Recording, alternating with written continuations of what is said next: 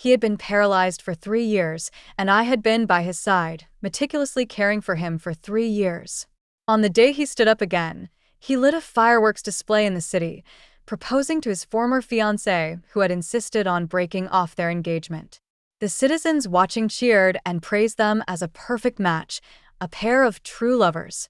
Only I, standing on the crescent bridge over the lotus pond, silently watched the fireworks rise and fall. When the last firework extinguished, I threw the jade pendant I had been holding tightly into the lotus pond. From now on, he and I would be free of any debts to each other. 01. The nights in the capital should have been peaceful. But tonight was different. As the fireworks exploded, colorful flames shot up to the sky, bursting into dazzling light, making it impossible to look away. Such a spectacle was visible to everyone in the capital. Gu Jinsi had always been like this, his personality flamboyant. If he liked someone, he made sure everyone knew. I heard people whispering nearby, "Isn't that young Master Gu on the city wall?" And the woman next to him, "Isn't she Miss Yun?" Of course it is. Who else in this world deserves young Master Gu's grand display, if not Miss Yun? Yes, I heard that 3 years ago, young Master Gu was injured on the battlefield, almost becoming a cripple. It was Miss Yun who tirelessly cared for him, and now it seems their suffering has ended, and they are finally together. I stood quietly on the crescent bridge over the lotus pond, watching the two of them on the city wall. Gu Jinsi took out a piece of Hetian jade he had prepared in advance and carefully hung it around Yun Shuyao's neck. Yun Shuyao was moved to tears and fell into Gu Jinsi's embrace. The Hetian jade pendant sparkled even more brightly under the fireworks. In contrast, the jade pendant I held in my hand seemed insignificant. I looked down at the ordinary jade pendant in my hand and remembered the day Gu Jinsi gave it to me. At that time, he had been carried back from the battlefield, covered in injuries, especially his legs, which were a bloody mess. The doctor had said that he had damaged his bones and might never be able to stand again. At that time, Yun Shuyao, when Gu Jinsi was bedridden, had disregarded everything and came personally to propose breaking off the engagement. Gu Jinsi, in pain, returned the engagement letter and sat on the floor of the dim room all night. I was the one who lit a lamp for him and stayed by his side. It was then that Gu Jinsi took out the jade pendant and handed it to me. He said, "Listen to the jade. You are all I have." That was the first time I saw him cry, tears falling onto the back of my hand, making my heart ache. The sound of fireworks pulled me back from my memories. When I looked up again, Gu Jinsi, illuminated by the fireworks, gently kissed Yun Shuyao's lips. The last firework rose and fell like a shooting star. I involuntarily loosened my grip on the jade pendant in my hand, as if my tense heart had suddenly relaxed. I extended my hand over the lotus pond, and just a slight release, the pendant fell. With a soft splash, amidst the dazzling fireworks, the sound seemed so faint. Only I saw the ripples it caused in the lotus pond from its fall, and only I heard the faint sound amidst the clamor. At the moment the jade pendant sank to the bottom of the pond, my heart was incredibly calm. From then on, Gu Jinsi and Lin Tingyu were free from any debts to each other. 02. That night it rained. I stood on the stone steps in the courtyard, quietly listening to the patter of the rain. I didn't know when Gu Jinsi had arrived. When he draped his cloak over my shoulders, I realized he had been standing beside me. Seeing Gu Jinsi, who was a head taller than me, I felt somewhat disoriented. 3 years ago, after he was injured and could only sit in a wheelchair, when I looked at him, I either looked down from above or squatted to his level. In the past 3 years, he had never stood so high, looking down at me. I had forgotten that there had always been such a vast difference between us. He was a noble young lord, while I was just an ordinary maid. A chasm between heaven and earth. Gu Jinsi stood quietly beside me on the stone steps. After a long while, I was the first to speak. The fireworks tonight were beautiful. Gu Jinsi looked down, replying softly, "Yao has liked watching fireworks since she was little." Then there was a long silence. Only the sound of the rain falling could be heard. As the rain grew heavier, I spoke again. "Young Master Gu, do you think it will thunder tonight?" I lowered my gaze, looking at the silk cloth still tied around my wrist, with some fresh blood seeping out. It was painful, but not as much as the pain in my heart. Since Gu Jinxi's legs were broken, he had always had trouble sleeping at night, especially during thunderstorm nights, often waking up terrified by the thunder. Whenever this happened, he would call out my name in a pale face. Ting Yu, where are you? When I appeared with a lantern, Gu Jinxi would hold me tightly in his embrace. His icy body made me shiver even through my clothes. His hoarse voice would urgently plead, Ting Yu, don't leave me. Stay with me forever? I could only gently stroke his back, soothing him softly. Young Master Gu, Ting Yu will stay with you forever. Gu Jinxi's rapid breathing gradually calmed down. He released me and leaned helplessly against the bedpost, like a red camellia flower on a branch, battered by wind and rain, swaying and falling into the mud, dejected and in pain. In stark contrast to his radiant appearance now, Gu Jinxi did not answer my question, his gaze remaining on the withered medicinal herb garden in the courtyard. Ting Yu, I'm going to marry Yao. I suppressed the pain in my chest, looking up at him with a faint smile. Congratulations, you've achieved your wish. For 3 long years, he had waited for her, and now he could finally embrace the moon he had longed for. I thought for a moment and added, I wish you both a lifetime of happiness and a love that lasts until old age. Gu Jinxi's eyes grew darker, his expression still emotionless, his voice still hoarse and low. Lin Tingyu, what about you? His voice was very soft, almost drowned out by a clap of thunder, disappearing into the rainy night. But I heard it clearly. I lowered my head, my eyes lowered. Tears could no longer be restrained at that moment. Like raindrops under the eaves, falling one after another, seemingly endless. Yes, what about me? Gu Jinxi, what should I do? 03. My encounter with Gu Jinxi also happened on a rainy day. I was born on the border, and in a war, I was displaced and had to leave my hometown with other refugees. But for a woman, it was always more difficult. On the road to escape, I was harassed by someone who pinned me down and ripped my already tattered clothes. I cried out in panic, but I couldn't break free. At that moment, I couldn't tell whether the wetness on my face was from the rain or my tears. At that moment, it was Gu Jinxi who saved me. He came riding in on horseback, thrusting a spear into the man's arm, forcing him to cry out and release me. I looked up and saw Gu Jinxi leap off his horse, kicking the man to the ground, splattering mud everywhere. In the torrential rain, Gu Jinxi seemed like a beam of light piercing through the dark clouds, shining on me. He reached out to pull me up from the ground, wrapped his cloak around me, and said, Miss, don't be afraid. As long as I'm here, you will be safe. At that time, Gu Jinxi was only 16 years old. He had not yet experienced the battle that almost ruined his life, and he still stood tall. Perhaps seeing my plight, Gu Jinxi brought me back to the Marquis's residence and made me a maid there. When there was no war, Gu Jinxi would practice martial arts in the residence, mastering swords, spears, and other weapons, especially excelling in the red tassel spear. He was obsessed with martial arts and paid little attention to other matters. But one day, after he went out and returned, he changed. He would sit in the courtyard at night, gazing at the moon. He asked me, Ting Yu, how can I bring the moon down? I didn't understand, and instead, I took him to the small lake in the garden and pointed at the reflection of the moon on the water. Look, the moon is right in front of you. Gu Jinxi stared for a moment and then chuckled. You fool. The moon I'm talking about isn't the one in the sky, but the one in my heart. That day, I heard the name Yun Shuyao for the first time. He said that after a brief encounter in front of the matchmaking temple, he had developed feelings for her. He said he liked this gentle and refined woman. He said that he and Yun Shuyao were destined by the heavens.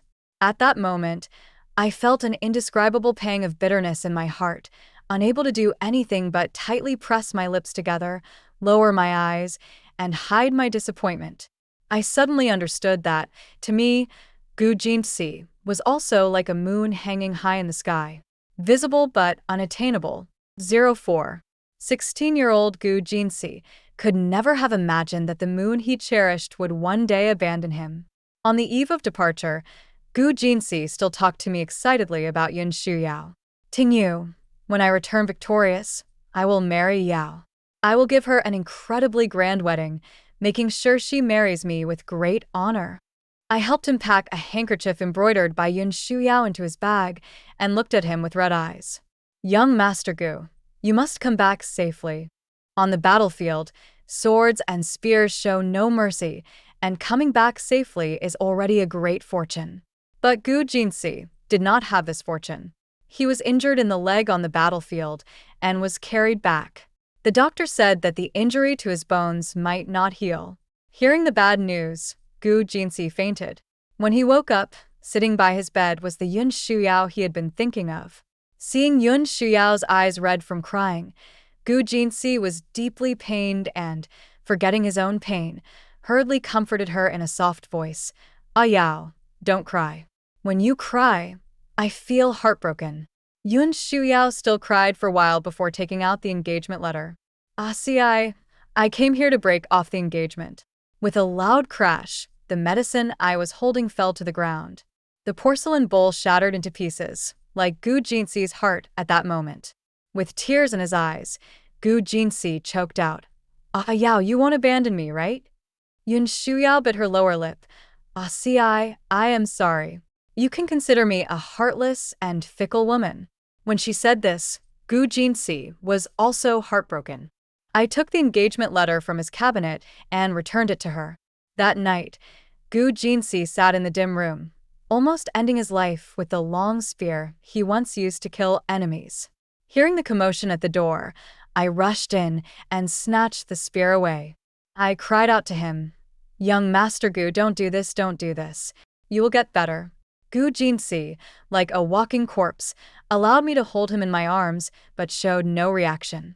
Not until dawn did he seem to come to his senses. Leaning against my shoulder, he took out a pair of Jing white jade double fish pendants and placed them in my hand. Ting Yu, I only have you. His hands were cold, like they had just come from an ice cellar. But his tears were burning, falling on the back of my hand, leaving a searing hole in my heart. Gu Jinsi seemed to have accepted his fate of becoming a useless person. But I had not. I searched for famous doctors and finally got a recipe. It was said that using a person's blood to cultivate a parasite could help heal bones.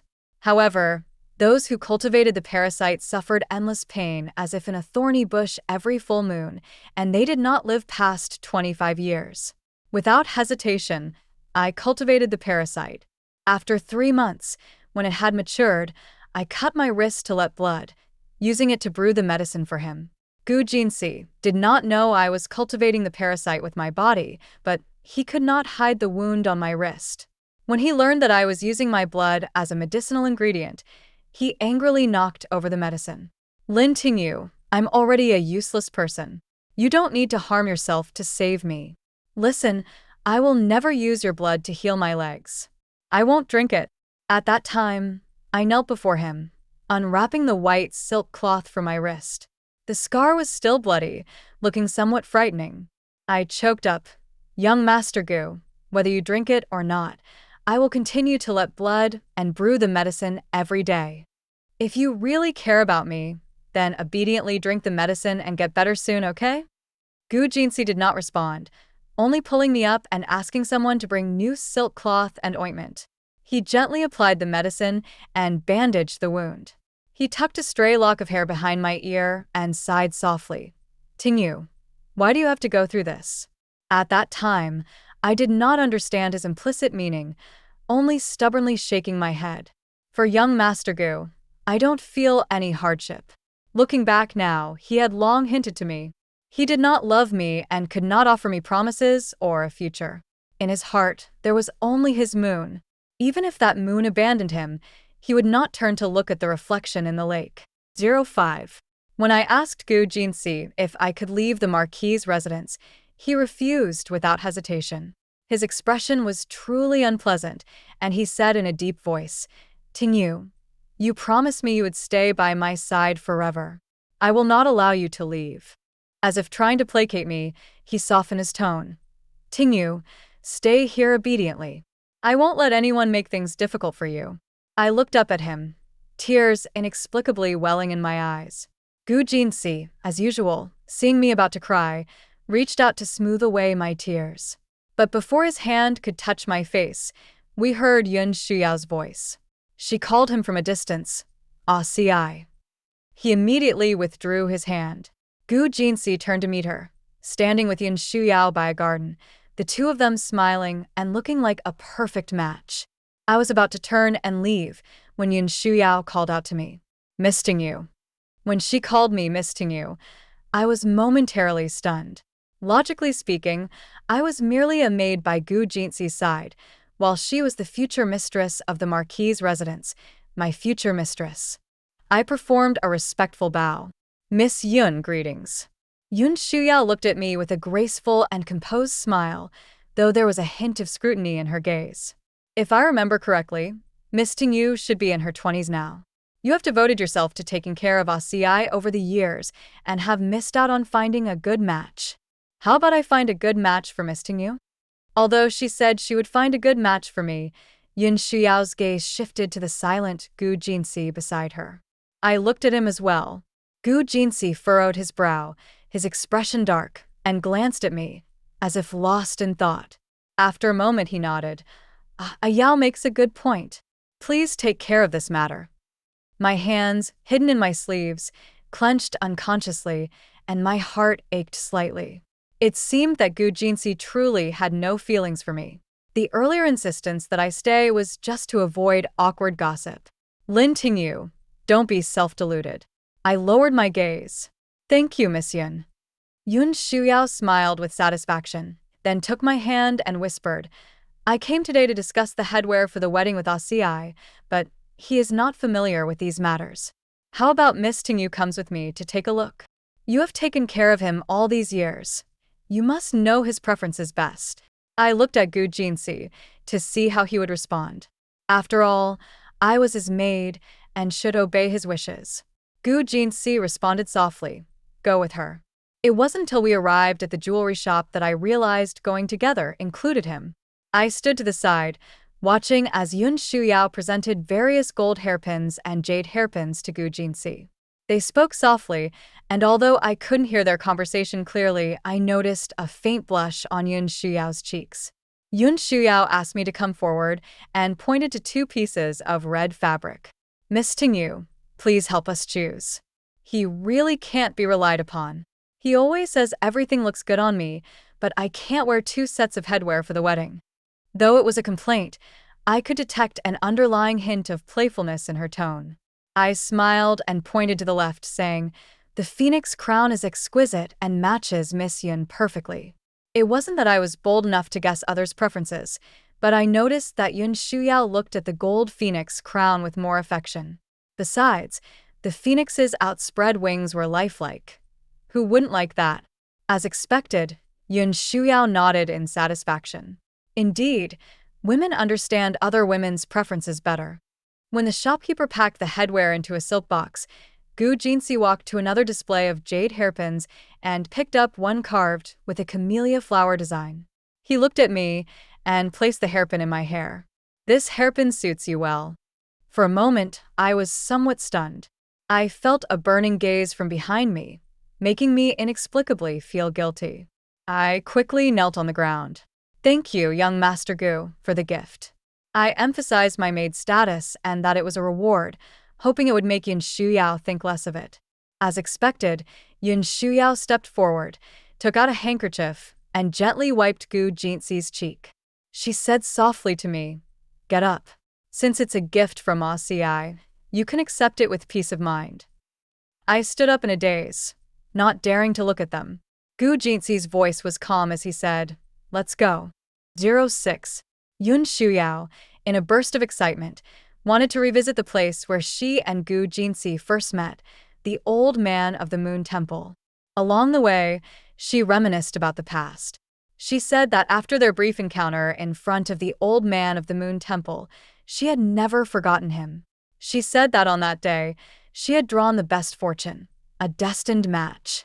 She said that when she learned he also had feelings for her, she was so happy that she couldn't sleep all night. Gu Jinsi, however, said little, merely holding her hand and softly saying, "From that first meeting, I decided I would marry you. Now, at last, my wish is coming true." Yun Shuyao's eyes were full of affection as she nestled in Gu Jinsi's embrace. I turned my face away and lifted the curtain of the carriage, letting the wind that blew against my cheeks carry away the pang in my heart. In front of the old man of the moon temple, they knelt together on a prayer mat, earnestly praying to the deity. The wish tokens they threw onto the intertwined trees were firmly hanging from the branches.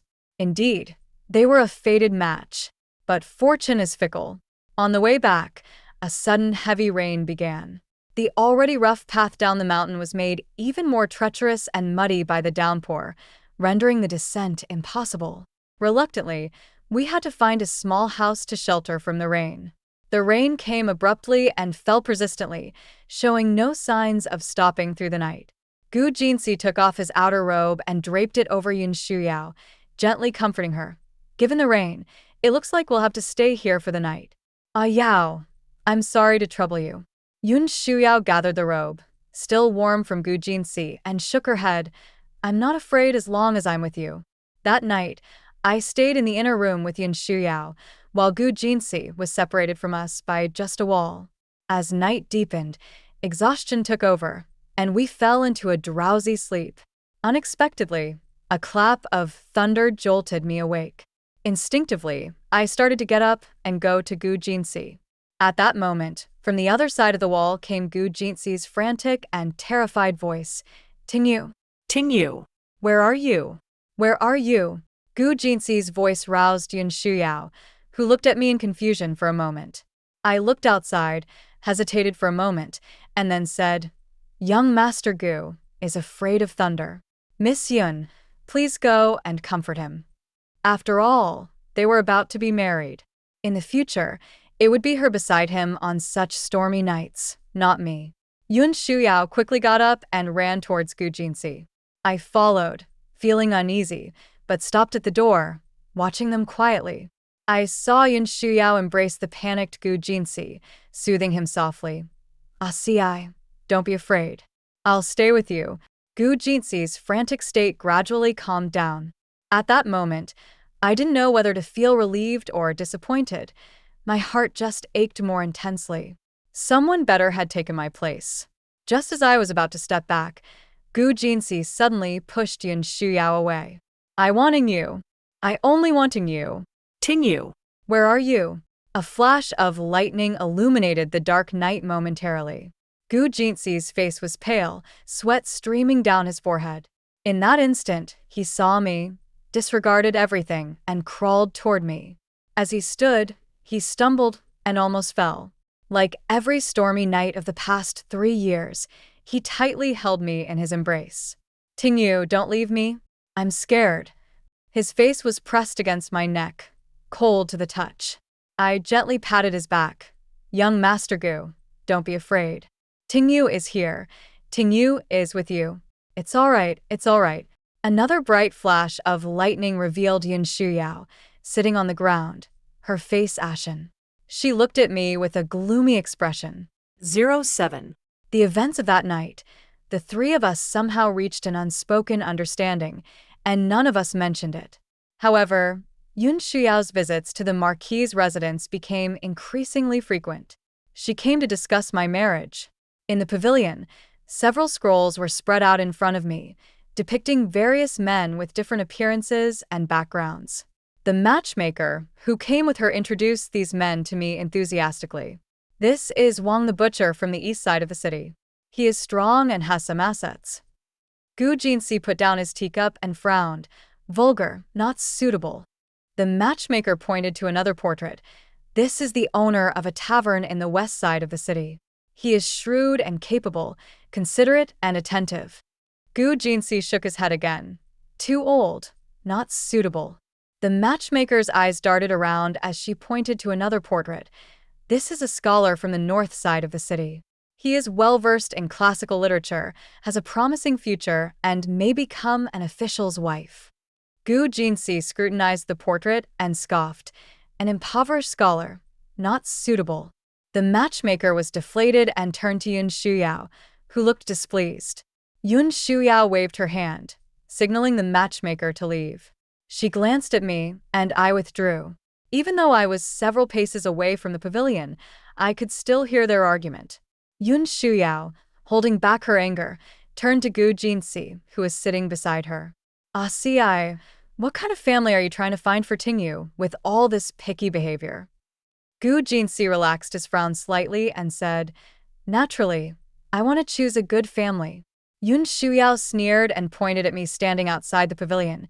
She is just an ordinary maid of the Marquis's residence, plain in appearance and older. How could she aspire to marry a high-ranking official or noble?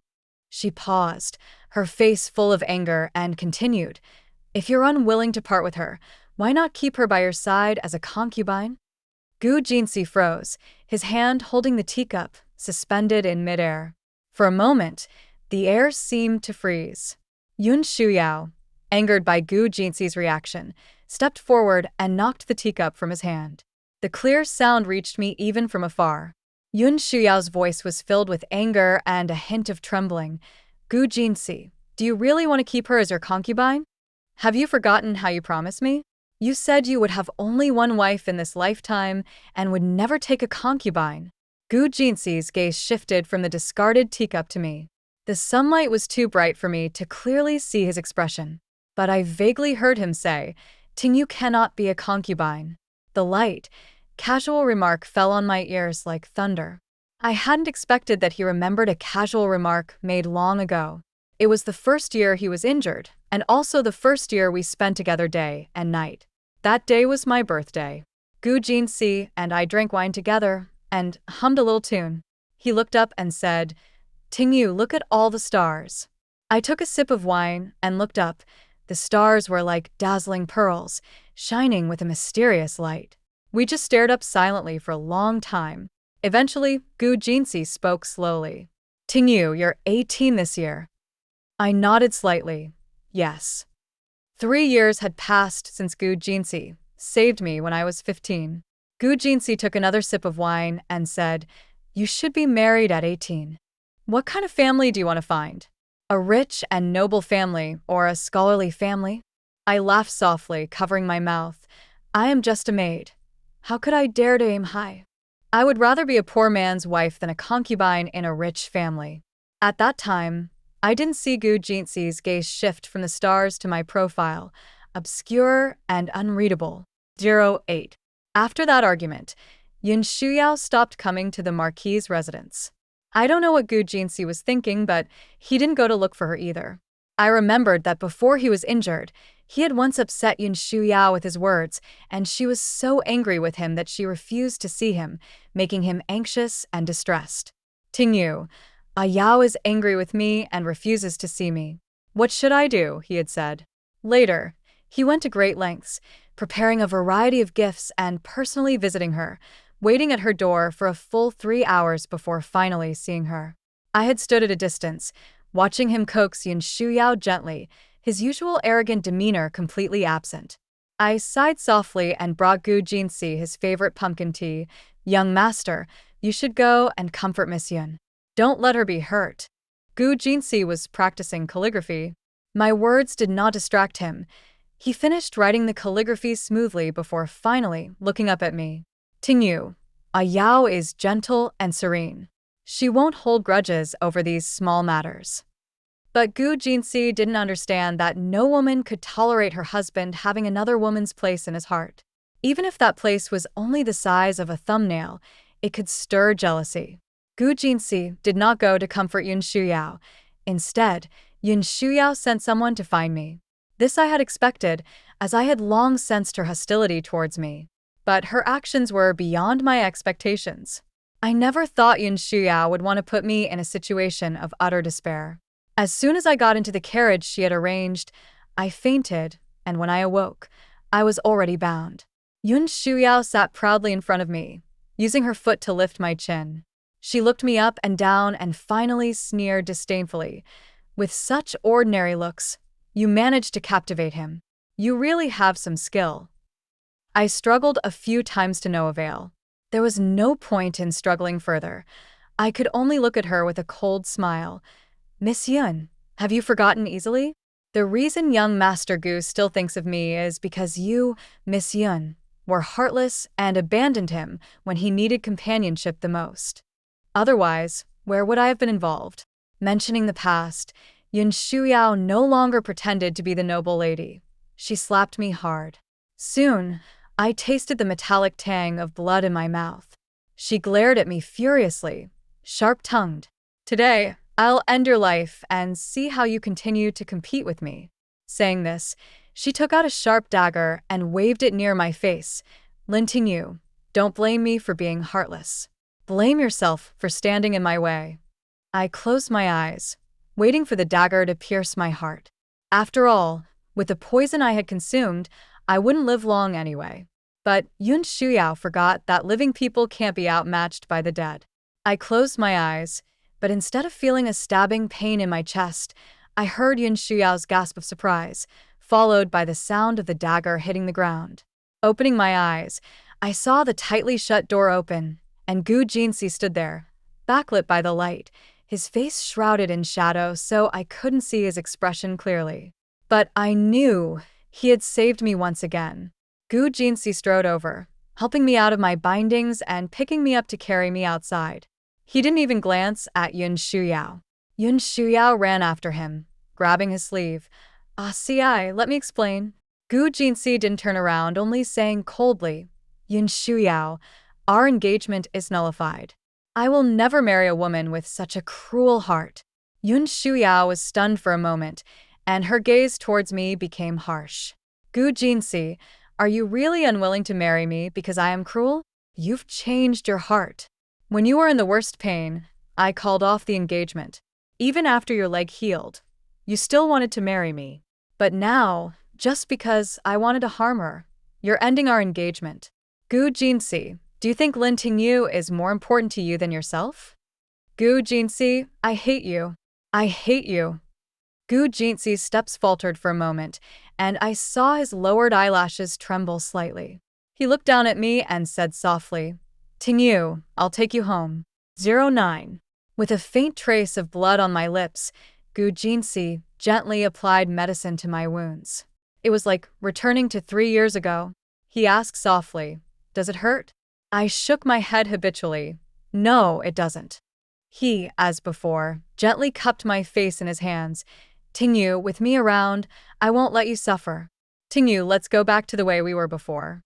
Back to those 3 years when it was just you and me. I shook my head in his hands. No. Young master, time has passed and we can't go back. His pupils were momentarily stunned. I smiled and continued. Young master, I am grateful to you for saving me time and again. But during those 3 years, you never told me that you still had Yun Shuyao in your heart. You watched me immerse myself in an illusory dream, only to mercilessly shatter my beautiful dreams. When you were setting off fireworks for her, did you ever think that a girl who had accompanied you for 3 years might be sad? No, you didn't. You only thought about how to please Miss Yun and never remembered me. Perhaps, to you, I was more like a piece of driftwood in the sea, a salvation but not love. Gu Jinsi stared at me, his eyes full of a pleading expression I had never seen before. Even when he had his leg broken and faced the broken engagement, he had never begged so pitifully. I slowly closed my eyes, stopping the tears from welling up, and then said softly, do you remember the twin fish pendant you gave me back then? On the day you set off fireworks for her, I threw it into the lotus pond outside the city. Since then, I had given up on him. I opened my eyes and said softly, if you can find it, I'll give you another chance. The lotus pond outside the city was not man-made but a natural lake, and after so many days, the pendant might have drifted somewhere with the water. I thought Gu Jinsi would be troubled and might give up, but he just hugged me tightly and headed outside. 10. After a day and night, Gu Jinsi still did not return. A servant who followed him hurried back, crying, Miss Tingyu, please persuade the young master. He's been in the lotus pond for a whole day and night. insisting on finding the jade pendant. The pond's current is so strong, where could it possibly be found? No matter how we try to persuade him, he won't come out. We are truly helpless. The young master always listens to you. Miss, please go and persuade him. I didn't expect Gu Jinsi to be so stubborn. Reluctantly, I followed the servant to the lotus pond outside the city. Gu Jinsi was already soaked through, his face pale and disheveled, but he remained heedlessly submerged in the water, coming up only occasionally. I shouted to him, "Young master, stop searching." But Gu Jinsi refused to listen. "I will find it. Ting Yu, trust me." With that, he dove back into the water. After a while, he emerged again. I said calmly, "Even if you find the pendant, we still won't be together." Gu Jinsi, in the middle of the pond, stared blankly at me. The pale moonlight made his face look even more forlorn. He choked up, "Why, if you clearly have me in your heart, why can't you give me another chance?" I looked up at the moon, which I could never reach, because I don't have much time left. Gu Jinsi could hardly believe his ears. He climbed out of the water, his wet hands gripping my arms, hesitating as he spoke. "What did you say?" "Lin Tingyu, you're lying to me, aren't you?" I looked at him calmly. 3 years ago, I used my own body to nurture the poison to treat your leg, using the poison as a medicine to mend your bones and tendons, allowing you to stand again. But those who nurture poison with their own bodies do not live past 25. For the first time, I called his name, Gu Jinsi. I don't have many years left. At that moment, Gu Jinsi's face was whiter than the moon at night, devoid of color. His heart seemed to be ruthlessly crushed, painful to the point of gasping for breath. Gu Jinsi, drained of all vitality. "Perhaps this will be the last time we drink together." I took the cup and drank it in one gulp. It was the peach blossoms I had personally picked, and I had buried them under the peach tree. At that time, with youthful feelings, I thought this wine would become the ceremonial drink for our wedding night. I didn't expect it to become our farewell drink. After 2 cups, I felt dizzy. I propped up my head and complained to Gu Jinsi, "Young master, why is this wine so strong? How much did you add?" Before I could finish, I fell onto his shoulder. In my daze, I heard his gentle voice, "Sleep, just sleep, and you'll be fine." I slept for a whole day and night. When I woke up, Gu Jinsi was by my side. He handed me a bowl of hangover tea. "Drink this, it will make you feel better." As I drank, he said, "Ting Yu, go home, go back." I looked at him, and he looked back at me. In our exchanged gazes, we couldn't discern the hidden meanings in each other's eyes. Actually, I didn't have much luggage. Instead, Gu Jinsi worried about me and arranged for a carriage and prepared a lot of money. He said that when traveling, there would always be many expenses. I accepted it. Gu Jinsi only sent me to the city gate and waved his hand. "Lin Tingyu, don't forget me." I lowered the carriage curtain, and tears fell uncontrollably. How could I forget you? How could I ever forget you? 12. I returned to my hometown, settled in a small courtyard, and lived by selling embroidery. I don't know if it was luck, but my embroidery was always chosen by a shop and sold at a high price, making my life quite comfortable. Years later, I suddenly received a letter. The envelope was old, and the paper had yellowed. After reading the letter, I realized my tears had already fallen uncontrollably, wetting the paper. Taking the camellia flower hairpin from my head and holding it in my hand, I murmured, "Gu Jinsi, you really are a fool." It was only now that I realized I had already passed 25. Since learning that I wouldn't live past 25, I stopped celebrating birthdays, trying to forget this sad fact, to the extent that I didn't even notice I had already passed that age. It was Gu Jinsi, who had found the divine doctor, who had given me the remedy back then and transferred the poison from my body into his own. That intoxicating peach blossom wine was the trap Gu Jinsi set for me. When I was drunk, he transferred the poison into his own body. He was older than me, and now he had been dead for more than a year. This letter was written over a year ago and only sent to me on the eve of my 25th birthday. The thick stack of paper was filled with many words. There were his daily routines, his thoughts of me, and his self-reproach and regret. But I remember he said at the end, "Tingyu, don't forget me. Gu Jinsi, Gu Jinsi, you made me unable to forget you for the rest of my life. I will never forget you." Translation of the continued passage. Trinest extra Gu Jinsi. As I watched the carriage gradually move away, I finally realized that I had lost her forever. Arue, who was beside me, stamped his feet anxiously. "Young master, if you don't chase after her now, Miss Tingyu will be gone." My chest ached faintly, but I could only respond softly, "I know."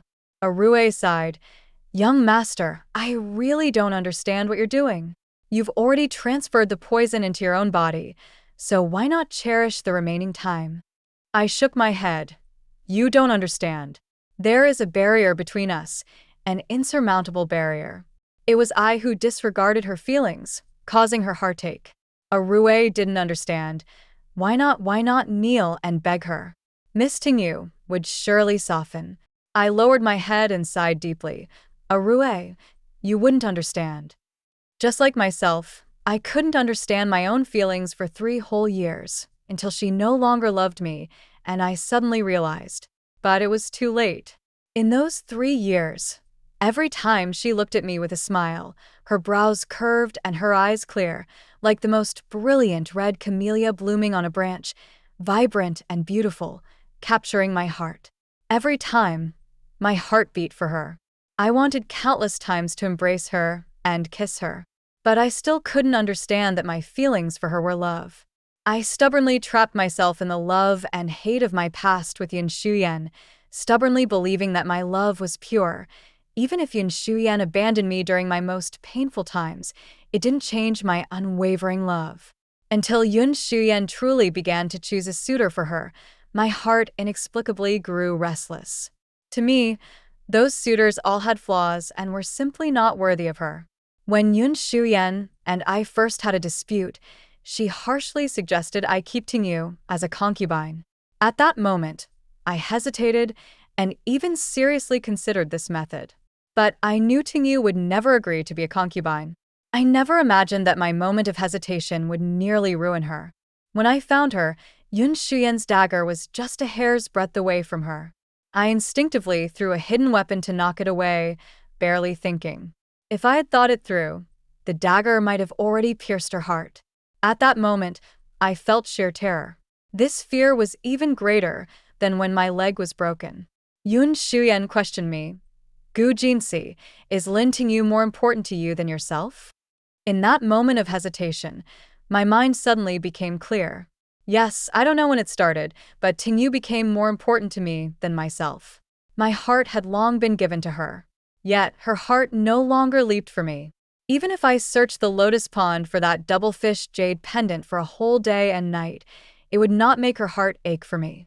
Even if she had little time left, she would not stay by my side. I was wrong. I missed my chance. On the night of the full moon, the poison flared up. I was in excruciating pain, my face ashen, covered in sweat, my heart feeling as if it were being torn apart. My body seemed to be burned by a raging fire, pain piercing through my limbs and bones, unbearable. I couldn't help but think of Tingyu. This kind of pain, she endured silently for 3 years. Her heart must have hurt greatly.